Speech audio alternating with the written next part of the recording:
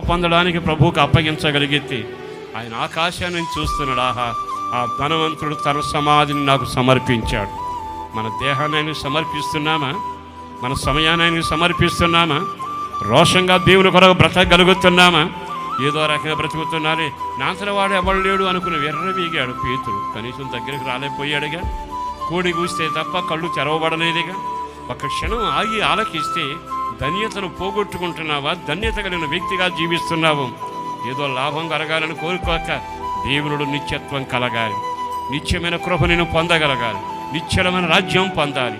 ఆయన సన్నిధిలో ఒక రోజున బడా నమ్మకమైన వాడా అని నేను పిలిపించుకోగలగాలి. అట్టి రోషం కలిగిన యోసేపులాగా నేను బ్రతకగలగాలి. అట్టి కృప పొందిన వ్యక్తిలాగా ఉండాలి. నాకన్నది ఏదైనా ఉంటే నా యేసు కొరకే, నా జీవితం యేసు కొరకే, నా సమర్పణ యేసు కొరకే. ఆ రోషం కలిగి బ్రతికితే నీ జీవితం ధన్యం కాబోతుందిగా.